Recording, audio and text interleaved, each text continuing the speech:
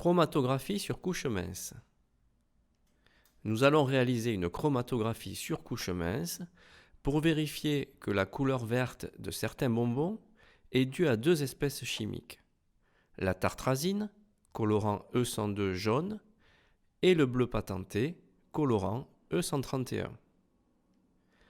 Pour cela, nous avons besoin d'une règle, d'un crayon à papier, d'une plaque de silice, d'une cuve à chromatographie contenant un éluant, ici un mélange d'eau salée et d'éthanol, des solutions de colorants E131 et E102 qui nous serviront de référence, et bien sûr le colorant vert à étudier.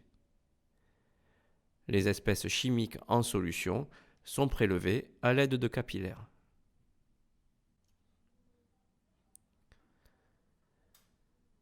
Commençons par matérialiser par un trait fin sur la plaque de chromatographie la ligne de dépôt et repérons par des croix les futurs dépôts. Déposons une goutte de chacune des solutions sur leur zone de dépôt respective. Plaçons ensuite la plaque dans la cuve à chromatographie et refermons le couvercle. L'éluant, la phase mobile, monte alors sur la silice la phase fixe par capillarité. Ce phénomène s'appelle l'élution. Les différentes espèces chimiques déposées migrent sur la plaque entraînées par l'éluant.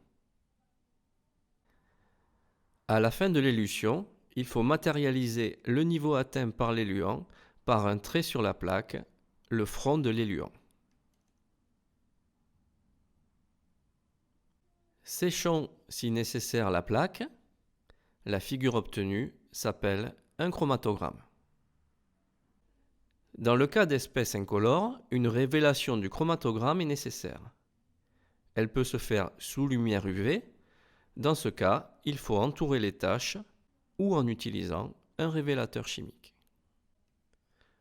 Lors de l'élution, pour un éluant et une plaque donnée, chaque espèce chimique migre à une certaine hauteur sur la plaque. Il y a donc séparation des espèces chimiques d'un mélange. La migration de l'espèce est identique qu'elle soit pure ou contenue dans un mélange. Cela permet son identification dans le mélange. Nous voyons ici que le colorant vert est un mélange de deux colorants jaune et bleu et qu'il s'agit des colorants E131 et E102 car les taches sont à la même hauteur que les taches relatives aux références. Retenons donc qu'après réalisation d'une chromatographie sur couche mince, l'interprétation du chromatogramme obtenu permet de savoir si on a déposé un corps pur ou un mélange, permet en comparant à des espèces de référence d'identifier les espèces déposées.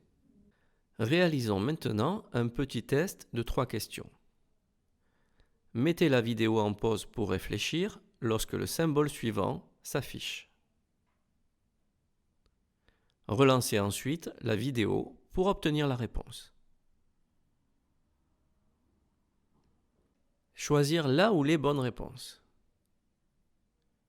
La chromatographie sur couche mince est une technique qui permet de séparer les constituants d'un mélange, permet d'identifier les constituants d'un mélange, ne peut être utilisée qu'avec des espèces chimiques colorées.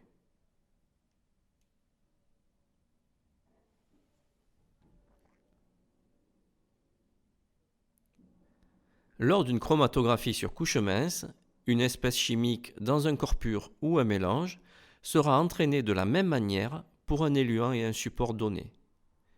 L'analyse du chromatogramme obtenu permettra de séparer les constituants d'un mélange et de les identifier par comparaison avec des solutions de référence. Il est possible d'utiliser la chromatographie sur couche mince pour identifier des espèces incolores, mais le chromatogramme obtenu devra être révélé à l'aide d'une réaction chimique ou sous lumière UV. Les réponses A et B sont donc correctes. Choisir la bonne réponse. En observant le chromatogramme ci-contre, nous pouvons dire que la solution déposée en 1 était un mélange, un corps pur ou on ne peut pas répondre.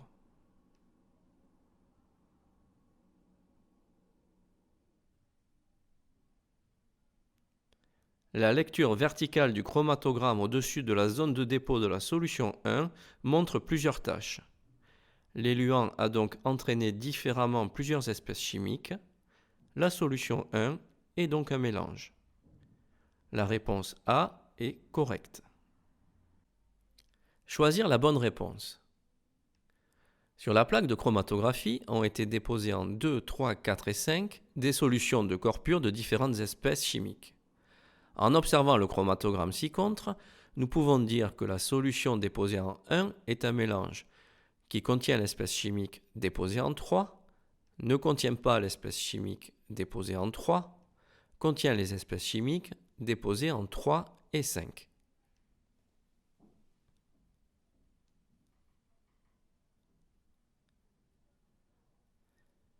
La lecture horizontale du chromatogramme au niveau de la tâche correspondant au corps pur 3 après élution montre une tâche parmi celles du mélange déposé en 1.